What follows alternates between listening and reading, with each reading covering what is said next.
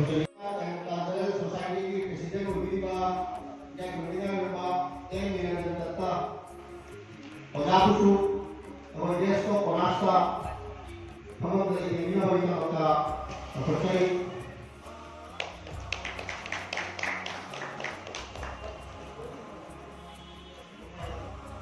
हम दा एक तमना सोशल का चीज़ कोई हम अगर कोई डाइटर लेकर के बा कोई प्रेसिडेंट को भी बा इन्होंने कोई इन्होंने और हम महानसो आगे प्रधान कोई पोस्ट करे हम भी ना पोस्टिंग भी ना आगे अपन मुक्ति ना जल्दी से हम होते हैं होता है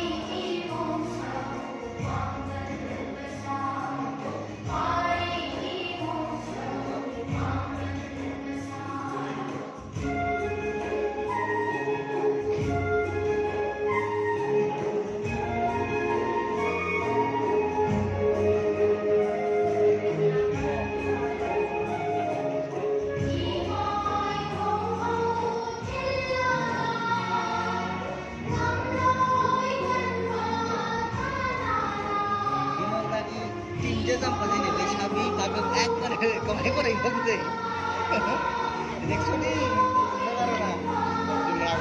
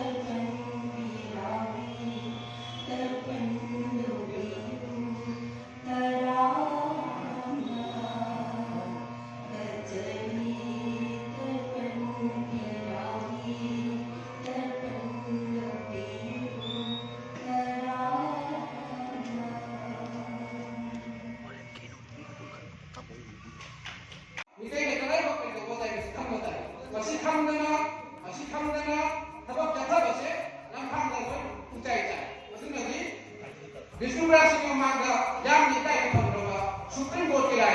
Manipuri Singh अधिकार लेते विष्णुप्रिया के मकान मणिपुरी तो पर वाला जितो पर मैं चीज को अधिकार लेते हैं सुप्रीम कोर्ट में आई अब सुनना मणिपुर का टेक्नोलॉजी का आयरन निका मिसिकल इनो हाई वकन को शेयर में हम होते मणिपुर मिलेश में हम होते मणिपुर ना 1949 दा इंडिया के मार्च तक मतलब दा मणिपुर से बड़ी हाई थी क्लास में हाई थी independent state atau राज्यों में शासन राज्यों में कोई चाहे वो है जो कि खोला हुआ होते हैं अब आने का है नहीं वो कोई नंबर ना मेरे संगी कल इधर मैं तो नहीं दिया हम सुन ये सब हम बात करेंगे दुनिया में कौन जो मान करेंगे इधर हमारी बहन यहाँ की होगा और ना इधर हम Nasi ini kakek nafas. Jam nama malaysia pun ni teman. Aku nak tahu juga sekarang ni je. Kerana bahawa mati cah, aku semua kan pemberi. Kakek nafas, kakek jauh dah kakek nafas macam apa? Kakek nafas tu kerja kakek nafas awal. Asyik mana kan biar. Mana ni Tripura atau bagi mana atau usia kenal orang semua pengikut dia pernah angkat Manipur tu pengikut dia kerana di 1947 dah Indiana pun kamu boleh macam ke 1949 dah Manipur Tripura India tu march oleh 19 Atau matung besok, apa ini 1972 the state group panggi memanda apa ini Manipur the lingkam atau ini macam pang tu apa ini aman, aduh serhana tinggi, Manipur government tinggi, aduh na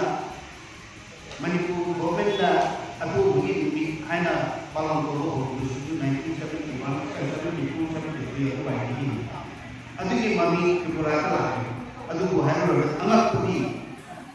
Manipur ke Manipur na atau pergi mi palang tu sihkan Tripura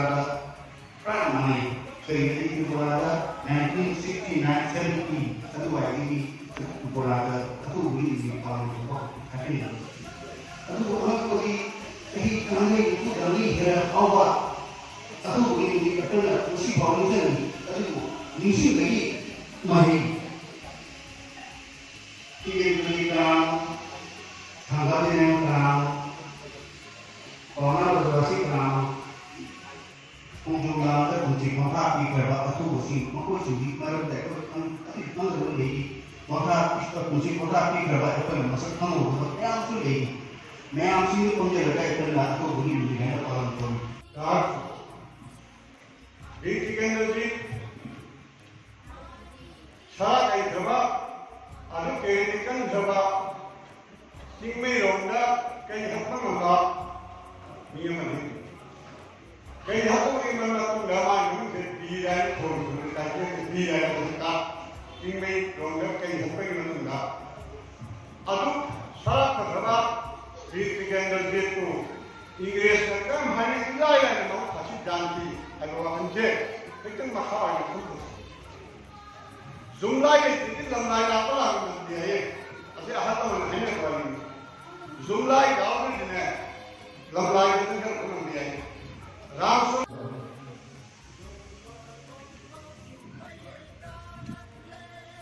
masih seperti drama, ya sih orang pergi. Agak sedikit tanggalan boleh, masih boleh, jadi sama programa persuara atau masih di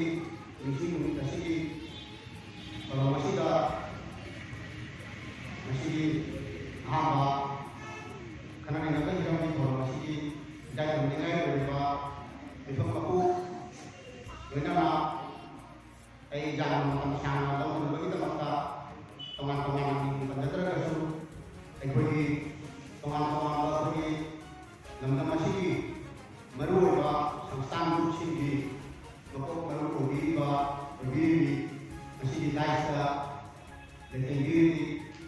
ꯌꯥꯏꯐꯅꯤꯡꯉꯥꯏ ꯑꯣꯏꯔꯕ ꯄꯨꯝꯅꯃꯛꯄꯨ ꯂꯣꯏꯅꯅ ꯉꯁꯤꯒꯤ ꯑꯩꯈꯣꯏꯒꯤ ꯂꯥꯏꯁꯤ ꯅꯠꯇꯅ ꯑꯩꯈꯣꯏꯒꯤ ꯉꯁꯤꯒꯤ ꯊꯧꯔꯝ ꯑꯁꯤꯗ ꯁꯔꯨꯛ ꯌꯥꯕꯤꯔꯤꯕ ꯇꯣꯉꯥꯟ ꯇꯣꯉꯥꯟꯕ ꯂꯝꯗꯝꯗꯒꯤ ꯂꯩꯕꯤꯔꯤꯕ ꯌꯥꯏꯐꯅꯤꯡꯉꯥꯏ ꯑꯣꯏꯔꯕ ꯏꯄꯥ ꯏꯃꯥ ꯏꯗꯣꯜ ꯏꯆꯤꯜ ꯏꯅꯥꯎ ꯈ꯭ꯋꯥꯏꯗꯒꯤ ꯃꯐꯝꯗ ꯉꯁꯤ ꯑꯩꯈꯣꯏ ꯊꯧꯔꯝ ꯑꯁꯤꯒꯤ ꯁꯤꯟꯖ ꯃꯅꯤꯄꯨꯔꯤ ꯀꯥꯎꯟꯁꯤꯜ ꯇ꯭ꯔꯤꯄꯨꯔꯥ ꯑꯃꯗꯤ ꯃꯌꯥꯝꯅ ꯈꯪꯕꯤꯔꯤꯕ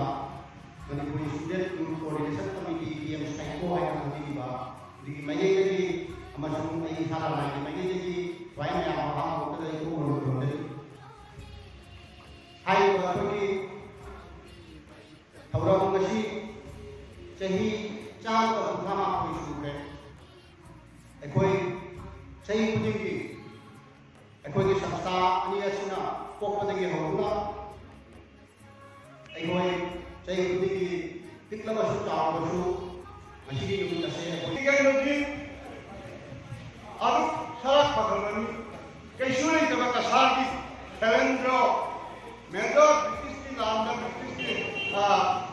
ꯁꯩꯅ ꯃꯦꯖꯔ ꯁꯦꯂꯦꯟꯗ꯭ꯔꯣ 이라이 라이나 지금 이제 또 하나는 아버지가 이번에 저와의 감사를 기원합니다. 여러분들이 ꯑꯩꯈꯣꯏꯒꯤ ꯃꯁꯤꯒꯤ ꯄ꯭ꯔꯣꯒ꯭ꯔꯥꯝꯒꯤ ꯑꯩꯅ ꯄꯦꯟꯕ ꯍꯥꯟꯅꯗꯒꯤ ꯌꯥꯝꯅ ꯑꯩꯈꯣꯏꯗ ꯑꯍꯣꯡꯕ ꯑꯃ ꯂꯥꯛꯄ ꯑꯁꯨꯝꯕ ꯄꯣꯠ ꯀꯌꯥ ꯎꯕ ꯐꯪꯉꯤ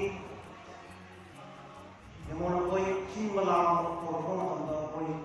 ꯁꯤ ꯃꯥꯡꯂꯣꯝꯁꯤꯗ ꯐꯪꯕ ꯅꯍꯥꯔꯣꯜ ꯑꯩꯈꯣꯏꯒꯤ ꯑꯍꯟꯁꯤꯡ ꯈꯔ ꯌꯥꯎꯕ ꯑꯩꯈꯣꯏ ꯍꯥꯏꯒꯤ ꯇ꯭ꯔꯤꯄꯨꯔꯥꯗ ꯃꯅꯤꯄꯨꯔꯅ ꯆꯤꯡꯕ ꯑꯣꯔꯒꯅꯥꯏꯖꯦꯁꯟ ꯂꯩꯔꯤꯕ ꯃꯌꯥꯝ ꯂꯩꯔꯤꯕ ꯑꯩꯈꯣꯏꯒꯤ ꯁꯥꯍꯤꯇ꯭ꯌ ꯄꯔꯤꯁꯠ ꯈꯪꯗꯦ ꯊꯥꯡ ꯇꯥꯕ ꯁꯝꯕ ꯈꯪꯗꯦ ꯖꯒꯣꯏꯒ ꯁꯝꯕ ꯈꯪꯗꯦ ꯑꯇꯩ ꯑꯇꯩ ꯃꯌꯥꯝꯁꯤꯕꯨ ꯂꯣꯏꯅ ꯄ꯭ꯂꯦꯠꯐꯣꯝꯗ ꯄꯨꯔꯛꯑꯒ ꯑꯩꯈꯣꯏ ꯋꯥꯔꯤ ꯁꯥꯟꯅꯔꯤꯁꯤ ꯁꯤꯟꯗꯧꯁꯤ ꯍꯥꯏꯅ ꯑꯩꯈꯣꯏꯅ ꯇꯧꯅꯔꯤꯕꯁꯤ ꯃꯌꯥꯝꯁꯨ ꯃꯗꯨꯒꯤ ꯔꯦꯁꯄꯣꯟꯁꯇ ꯑꯗꯨꯝ ꯑꯩꯈꯣꯏꯅ ꯏꯟꯚꯥꯏꯠ ꯇꯧꯈꯤꯕ ꯁꯤꯡꯁꯤ ꯂꯣꯏꯅ ꯂꯥꯛꯏ ꯍꯥꯏꯅ ꯈꯜꯂꯤ ꯃꯁꯤꯁꯨ ꯑꯍꯣꯡꯕꯅꯤ ꯍꯥꯏꯅ ꯑꯍꯣꯡꯕ ꯑꯃꯅꯤ ꯍꯥꯏꯅ ꯑꯩ ꯈꯟꯖꯩ ꯑꯗꯨꯒ ꯂꯥꯛꯏꯕ ꯑꯩꯈꯣꯏꯒꯤ ꯃꯇꯝꯁꯤꯒ ꯇ꯭ꯔꯤꯄꯨꯔꯥꯒꯤ ꯑꯣꯔꯊꯣ ꯁꯃꯥꯖꯤक परिवेश ꯆꯍꯤꯕ ꯆꯍꯤ 15-30ꯗꯒꯤ ꯃꯁꯤ ꯌꯥꯝꯅ ꯆꯦꯟꯖ ꯑꯣꯏꯔꯦ ꯑꯩ ꯃꯗꯨꯒꯤ ꯅꯤꯡꯁꯤꯡꯉꯤ ꯃꯉꯣꯟꯗ ꯑꯣꯖꯥ ꯃꯉꯣꯟꯗ ꯂꯤꯗꯔꯁꯤꯞ ꯑꯣꯏꯗꯅ ꯕꯤꯇꯤꯒꯤ ꯇꯧꯔꯤꯕ ꯏꯃꯥꯂꯣꯟꯒꯤ ꯆꯥꯎꯅ ꯆꯥꯎꯅ ꯄ꯭ꯔꯣꯒ꯭ꯔꯥꯝ ꯇꯧꯔꯤꯕ ꯑꯃꯁꯨꯡ ꯏꯃꯥꯂꯣꯟ ꯉꯥꯡꯕꯒꯤꯗꯃꯛ ꯕꯤꯁꯅꯨꯄꯨꯔꯒꯤ ꯃꯇꯥꯡꯗ ꯑꯩꯈꯣꯏꯅ ꯒꯦꯗꯔꯤꯡ ꯇꯧꯔꯤꯕ ꯙꯔꯃꯒꯤ ꯃꯉꯣꯟꯗꯒꯤ ꯉꯁꯤ ꯆꯍꯤ 30 ꯑꯣꯏꯕ ꯍꯥꯏꯕ ꯑꯣꯏꯔꯦ ꯃꯗꯨꯒꯤ ꯃꯈꯥꯗ ꯉꯁꯤꯒꯤ ꯃꯤꯇꯩ ꯈꯨꯟꯗꯥꯁꯤꯡꯁꯤꯒꯤ ꯄꯨꯟꯁꯤꯗꯤ ꯑꯩ ꯙꯔꯃꯒꯤ ꯃꯉꯣꯟꯗꯒꯤ ꯕꯤꯁꯥꯜꯄꯨꯔꯗꯒꯤ ꯈ꯭ꯋꯥꯏꯗꯒꯤ ꯑꯩꯈꯣꯏꯅ ꯆꯠꯇꯕ ꯃꯤꯇꯩ ꯈꯨꯟ ꯌꯥꯎꯗ꯭ꯔꯦ ꯑꯗꯨꯒ ꯃꯁꯤꯒꯤ ꯄꯨꯟꯁꯤꯗꯤ ꯌꯥꯝꯅ ꯁꯪꯄꯣꯠ ꯌꯥꯝ ꯑꯩꯈꯣꯏꯒꯤ ꯆꯥꯛꯀꯤ ꯄꯥꯛꯀꯤ ꯂꯩꯇꯕ ꯁꯦꯟ ꯊꯨꯝ ꯋꯥꯔꯛꯄ ꯑꯩꯒꯤ ꯀꯜꯆꯔꯒꯤ ꯉꯥꯡꯕ ꯉꯝꯃꯛꯇꯕ ꯑꯩꯒꯤ ꯑꯥꯏꯗꯦꯟꯇꯤꯇꯤꯅ ꯑꯩꯒꯤ ꯖꯤꯕꯤꯀꯥꯗ ꯑꯩꯒꯤ ꯑꯥꯠꯃꯁꯝꯃꯥꯟꯗ ꯗꯤꯁꯇꯔꯕ ꯑꯣꯏꯕ ꯑꯩꯅ ꯏꯀꯥꯏꯕ ꯈꯟꯕ ꯑꯗꯨꯒꯨꯝꯕ ꯊꯕꯛꯁꯨ ꯁꯨꯔꯦ ꯃꯤꯇꯩ ꯃꯔꯤꯡ ꯍꯥꯟꯅ ꯂꯦꯝꯍꯥꯜ ꯁꯣꯃꯤꯛ ꯍꯥꯏꯕ ꯄꯣꯠꯇꯣ ꯔꯦꯒꯥꯐꯝ ꯃꯤꯇꯩ ꯑꯩꯈꯣꯏꯅ ꯁꯨꯒꯗ꯭ꯔꯥ ꯁꯨꯔꯣꯏ ꯀꯥꯏꯅ ꯈꯜꯂꯝꯕꯅꯤ ꯍꯧꯖꯤꯛꯇꯤ ꯃꯅꯤꯄꯨꯔꯤꯁꯤꯡꯁꯦ ꯑꯩꯒꯤ 이마어디진거 이나어디진거 바티자어디진거 에모네타 소토타 라이어 거야지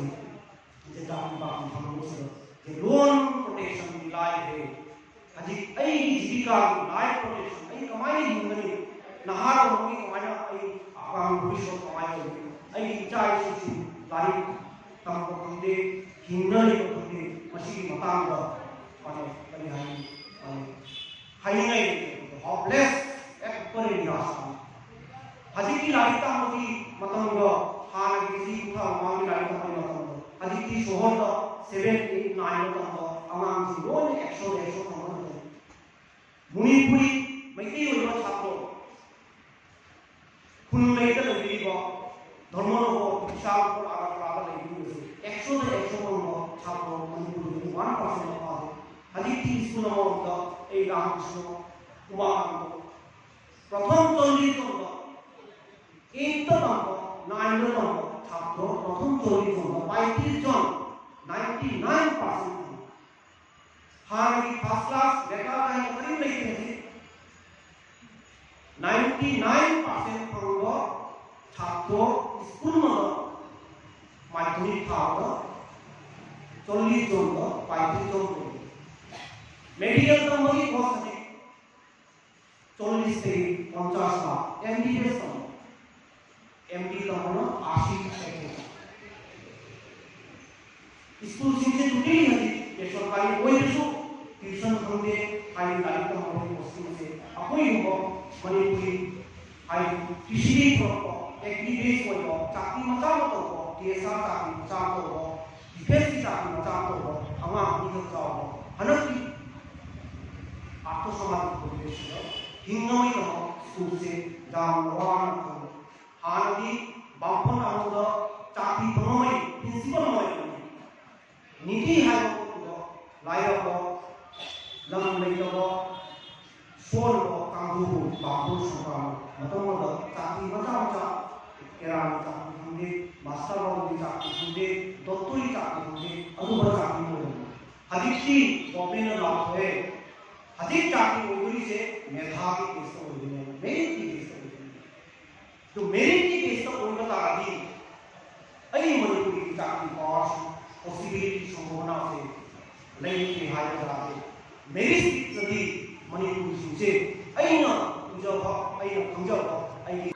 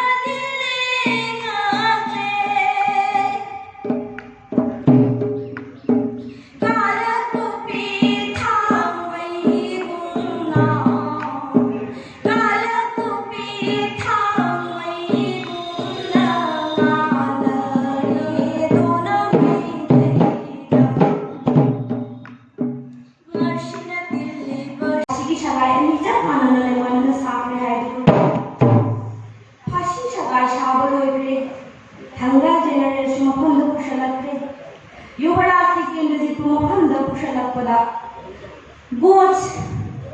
हुंफु रोमलापना सिपाही मयाम संगुना लेखा महात्मा लोइना लिसिंग अमा महाका लोयना लिसिंग अमा सिपाई अमसुंग महाका अतै कोंगाइनबा मयामसु लोयना लिहायगा कायदा कायदा तौना लाइदो गोबरास केन्द्रजिति मा मथवाय थागदौरे हायबा मक्सु अकिबा तुजुंगा करिमता लेतना काप काप थांगा लाइदो गुरुसिंग युवराज केन्द्रजितो लाखो उबा मतंगा प्रजा मयाम अैगी निंथौबुंगसी अैगी मफमदंगसी चटखिदौरबा मणिपुर से ngasi लोइबा तारे दो हायने प्रजा मयामना अमना तिलिंगांगैदो अहुमना तिलिंगांगैदो हिकना हिकना प्रसु यावरैदो इनिंग थौना ngasi इरेबा थादुना चतौरबायना लई पोरकपा कोंगाय अमा दुक थांगै थाबा कोंगाय अमा तौबा यावरैदो प्रजा मयामना सुंना तौदुना लैरेदो अशी यालंदायगी मतम खरगी ममांग हायरे युवराज केन्द्रजे नंग करी नींगा करी हायनिंगा लेगी प्रजादा नंग हायनिंगा दो हायनिंगा असुमना हायदिना युवराज का हायदिना गुरुशी असुमना लेगी सनुदो युवराज केन्द्रजे सोना थंगा जेनरल बुकरम तौरी हायदा थंगा जेनरल दिना साय